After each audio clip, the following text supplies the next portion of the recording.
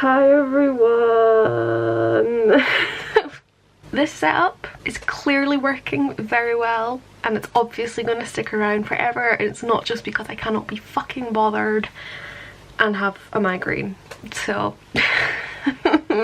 I am not doing so great. I just don't want to, like, I want to film, right? But my room's a mess, stressing me out, don't want to fix it. I then did a poll on Twitter and I was like, do you guys want my July wrap up or a tag? And you all voted tag, and of course my bookshelves are a state, so I can barely find any books, so I'm like, I don't want to fucking do a tag. And then I couldn't find my tripod. Sorry, I don't know that. Did you hear me shout on Alexa? Because I fucking didn't. Now that's twice she started talking to me. I don't like it. As I was saying, couldn't find my tripod. I don't have a fucking clue where it is. So we're here because I don't want to try and stand my bookshelf, like the front of my bookshelves are horrific. I'm sitting in the corner at my desk, which I'm leaning against this bookshelf because the window's behind me and it's causing way too much light. I could try and lift you guys up a little bit so that I'm not just like a blob in the top corner, but that involves more effort on my part and I just want to go lie in bed and read. So be grateful that you're even getting a video tomorrow, okay? Because I'm filming this the day before it goes up. Iron Brew gets you through sometimes. So even though you guys did not want my July haul, nope, July wrap up, you're getting it. You're only getting half of it though, because I read 6 books in July, which I'm surprised about, but I can only find 3 of them. Yes, Emma, that is 3. No, that's 4. Oh wait, no, I read 7 books. There's 3 that I can't find. This video is just a hot fucking mess. I like how I just don't care. Like, that's the point I've gotten to where I'm like, I could put effort in and look good and set this up nice, or I could get this over and fucking done with. So that's what we're going for. So the first book that I read in July was Genuine Fraud by E. Lockhart. I gave this a 3-star. It just, I don't know, I don't get it. Like, I get it, but it was just trying too hard. E. Lockhart, if you've read We Were Liars, it's one of those where some people are like, oh, I called it, and other people are like, oh my god, I was completely blindsided.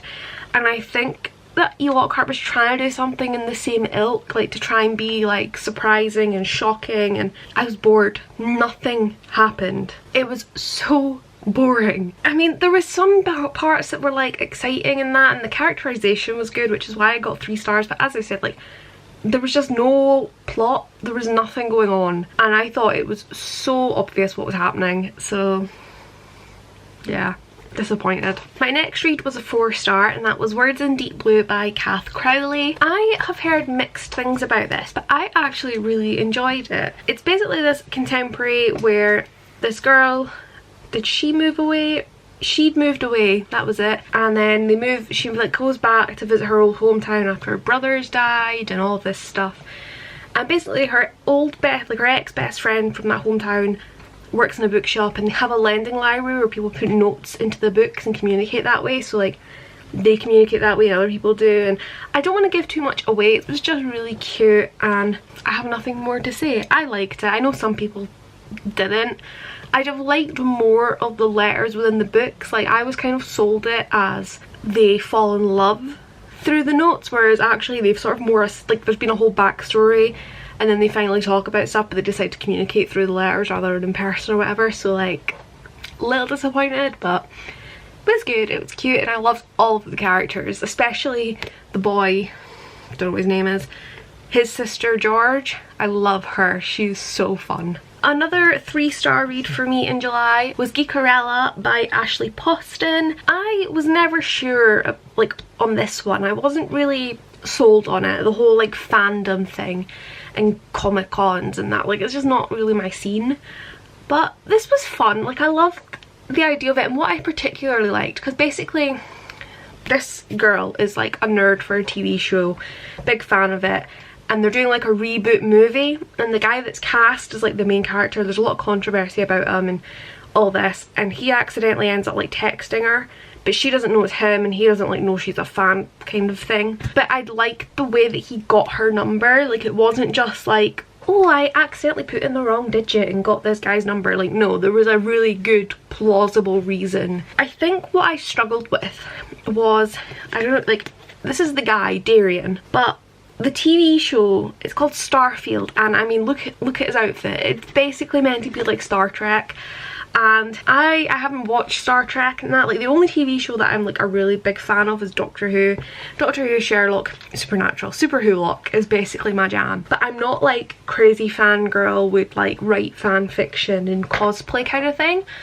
And I have nothing against that, but I definitely feel like had I been a fan of something like Star Trek, I would really have appreciated this more. I just kind of didn't care. I didn't feel it. I wasn't into it. It was just not for me. So I think had it been either an entirely sort of fictionalized show, like it is entirely fictionalized, but I couldn't help but think it was Star Trek, which, having not seen Star Trek, you would think that it wouldn't bother me, but I don't know, I think it's just because I don't like Star Trek. Like, my granddad's I'm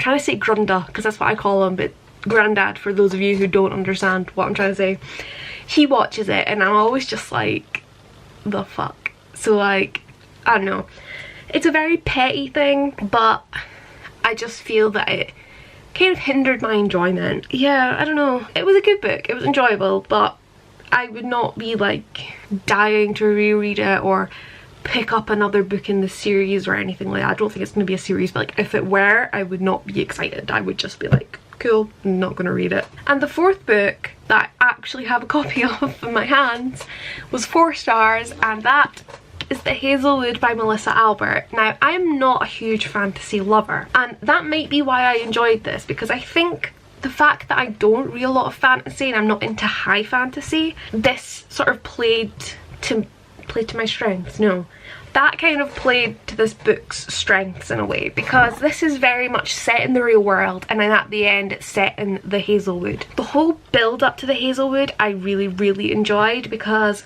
it was somewhat mysterious, and it read kind of like a magical realism would. It's not magical realism because obviously it's completely fantastical and like not magical realism.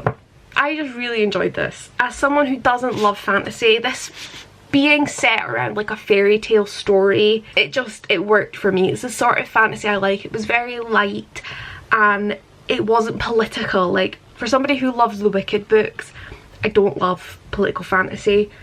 This was just so much fun. A quick, fun read, and it put me in a slump because I didn't know what to pick up afterwards. And the last 3 books that I read in July were the 3 volumes of The Dreaming by, what is your name, Queenie Chan? Queenie Chan, see, I know.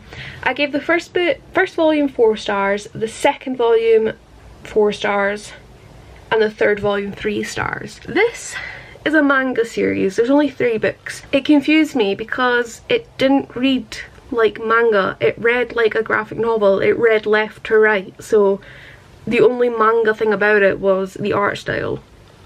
My arm looks like it's just been chewed at. But essentially this follows twin sisters. They go to this boarding school. It's a little bit creepy and all this, and it turns out that girls end up going missing into the bushlands set in Australia, and it turns out to be like some sort of like paranormal type shit. It's kind of mysterious. The first book was really interesting and intriguing. Again, the second book really sort of built upon it, and I honestly couldn't tell you what the third book entailed, which is probably why I gave it 3 stars, because it just wasn't, it was rounding it off, so like you were kind of figuring everything out, but it wasn't like as gripping. But I really enjoyed it. I thought it was really good. Have not read anything yet in August. We're what, 2 weeks in, and I've read nothing. I'm gonna go, because this video is horrific. I will be back on Sunday with my vlog, and I will hopefully find my tripod and be able to create a good video, because I'm now in so much pain. Oh my goodness, like this is me sitting up straight. So yeah, I am going to go and try and actually finish some books for this month, and yeah. Thank you guys so much for watching, especially if you've watched this whole thing, because oh my god, it's not aesthetically pleasing. I'll apologies for my general state of being. I'll see you in my next video if I haven't scared you away. Bye. Oh wow, I look bald. Bye.